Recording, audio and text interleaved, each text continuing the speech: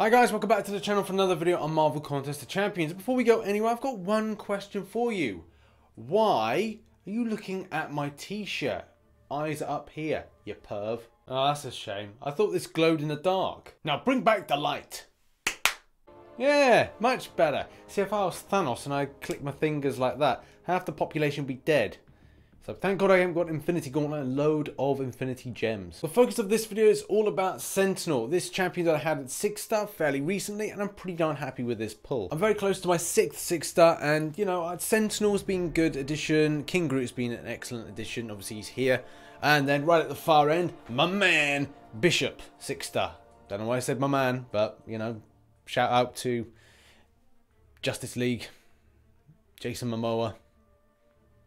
Didn't say much in Aquaman. My man! At the moment, I'm solely using this champion for grinding in Alliance Quest, though I do enjoy using him in Arena, and I probably, if I had him awakened, would use him in an Alliance Wars defensive format, because he has great usage in defense, but also I'm enjoying him from an offensive point of view. Now, I'm a massive fan of the 90s X-Men animated series, and by all accounts, I should actually hate this guy, Sentinel.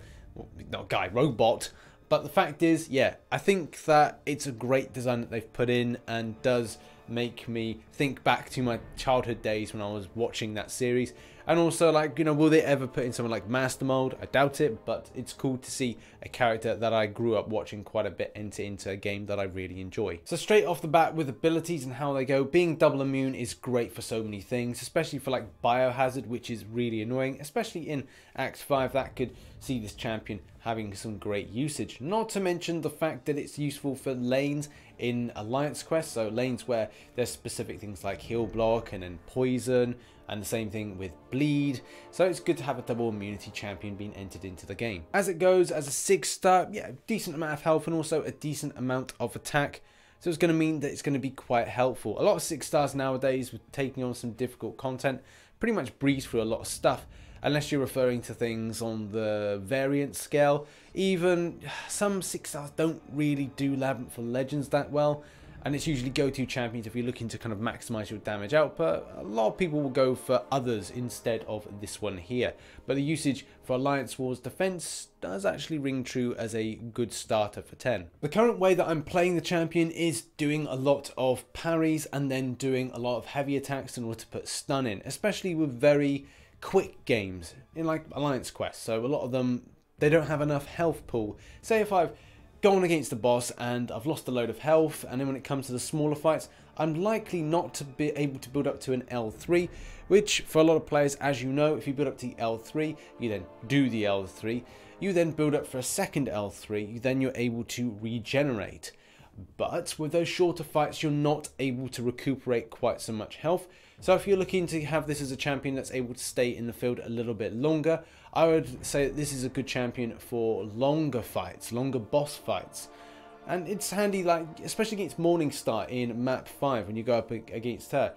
She gets that bleed, which is really annoying, especially if you bring champions that are not bleed immune. But this champion's bleed immune, and at the same time he's able to stay alive longer, especially if you exploit that L3 method. You put the first L3 on and you obviously get that armor up buff. You then go another L3 at a later date, and then it absorbs that armor buff and then puts on a bit of regeneration. So that is really positive about the character, and one thing that I absolutely adore for Alliance Quest grinding.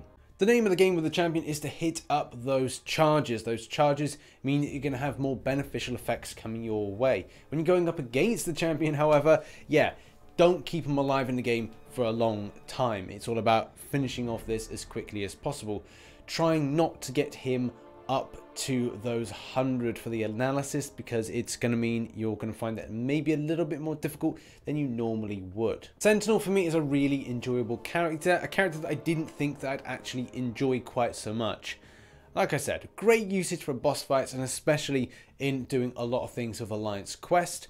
And also at the same time, he has good usage and with the awakened ability, especially with him being put in as a defender. In any case, that has been a little video exploring why Sentinel is a decent champion to have in anybody's roster, and well worth grinding out in the basic arena when he comes around. Thanks very much for watching. Make sure to have a decent grind, whatever you're doing, whatever content in game. I've been RichTheMan, and make sure to like, share and subscribe, and I shall catch you in the next one. Bye bye for now.